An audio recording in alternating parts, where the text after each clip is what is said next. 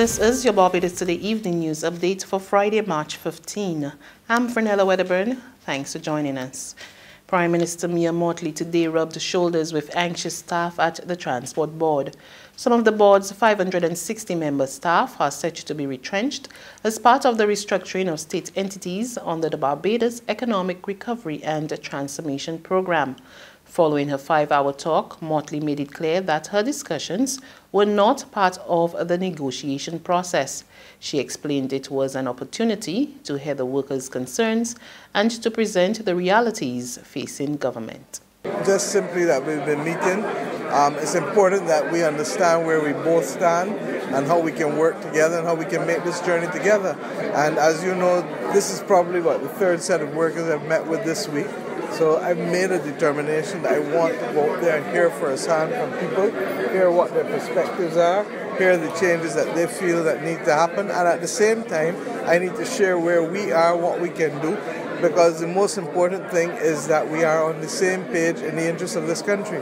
Assistant Commissioner of Police Euclid Thompson serves notice that the days of prosecutors telling the courts that they have no files to pursue cases must end. Delivering the feature address at the closing ceremony of the Basic Criminal Investigation Training course on the topic, The Changing Dynamic of Crime and Investigation, held this evening, he said that the current problem does not bode well for professionalism and efficiency, and officers must pair their fieldwork with the requisite case files. Thompson stressed that the region's police forces must pride themselves on delivering total quality service devoid of corrupt methods and practices. He added that lawmen must not merely turn up for duty, but be enthusiastic, committed and skillful in the fight against crime. Former Prime Minister Owen Arthur frowns on Barbados's recent blacklisting by the European Union. In fact, he says the Mottley administration should have stayed clear of signing on the EU taxation policy. On Tuesday, the Council of the European Union listed Barbados among 10 jurisdictions that it claimed failed to implement agreed commitments by the deadline. I went this way as a Prime Minister of Barbados, and I refused to give the European Union or the OECD any commitments. I got an opinion prepared for me by my Attorney General, who said that our position was justified. The European Union has no jurisdiction over Barbados in respect of taxation matters, and the correct approach has to be that Barbados should give no commitments to anybody about the tax policies that they should have. I believe that President Trump will do the same thing to them. And therefore, the position that I held is the position that I believe in, that the OECD nor the European Union has any jurisdiction, and that it is a mistake to sign letters of commitment to an entity that you are not a member of in respect of something that's fundamental of taxation. They put themselves in it, they will know how to find their way out of it. Children as young as 8 years old are suffering from genetic kidney disease. Word of this from consultant nephrologist Nerissa Duran as the country observed World Kidney Day yesterday. She was speaking as the peritoneal dialysis unit received a new machine that allows the healthcare team to better track and diagnose any sudden changes. She's concerned that kidney disease is affecting too many of the nation's youth. So in the younger age group, as in the children, it's usually a genetic disease, meaning it's something that you're born with. What we're actually seeing now is in the age group between 20 and 30, and it's not due to genetic causes, but it's due to, again, lifestyle diseases, diabetes, hypertension, these chronic diseases that are not well controlled, and they are actually presenting earlier with end-stage renal disease. There's regional and international news after this short break.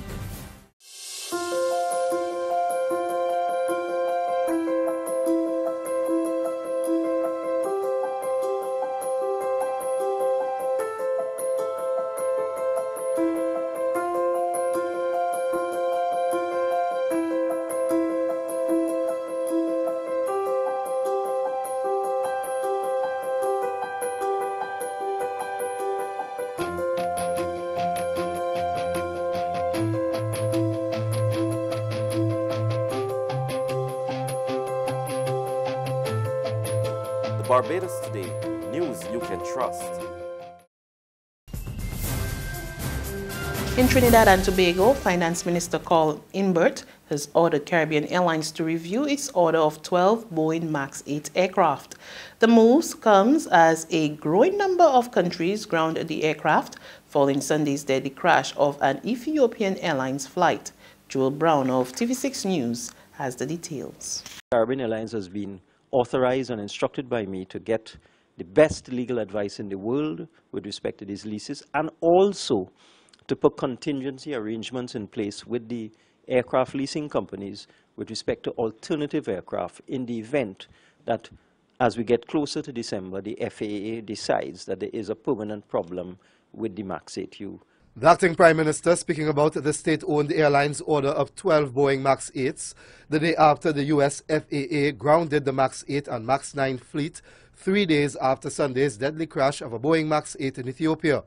CAL is supposed to receive its first Boeing MAX 8 in December. Must realize this is temporary grounding. Of course, you have the psychological issue as well with respect to the aircraft, even if the FAA came out and said it's a good aircraft. So I've asked Caribbean Airlines to examine all of the options and make sure that at the end of the day, whatever happens, the citizens of Trinidad and Tobago, the traveling public, will be protected. And finally, the main suspect in the mosque shooting that killed 49 people in New Zealand on Friday had 5 guns and a gun license. The revelation was made today by Prime Minister Jacinda Ardern, who says the country's gun laws must change. Meanwhile, a 28-year-old man has appeared in court charged with murder. 2 other people are also in custody. However, New Zealand is still trying to come to terms with the horrific tragedy. Injured people are rushed to hospital. They were gunned down during Friday prayers at Al Noor Mosque in the centre of Christchurch. Yeah, but what happened, he came one side because the mosque has segments, no? And he came this side, he shoot this side, he went to another room, shoot there, there's a ladies section, he went and shoot them. And I just heard one of the ladies that died. I know, I'm just hoping that that is not right. Witnesses say the gunman was a white male. He was wearing military-style clothes and a helmet with a camera. I was hearing that shooting after shooting after shooting. It went on about 6 minutes or more, and I could hear screaming and crying, and I saw some people were, drop dead. Linwood Mosque, about 10 minutes drive away in another part of the city, was also attacked shortly after the shooting at Al Noor. Police say they have suspects in custody, but there may be more on the loose. They're warning people to stay away from mosques across New Zealand. And that's news, but for the very latest, visit our website at www.barbadostoday.bb.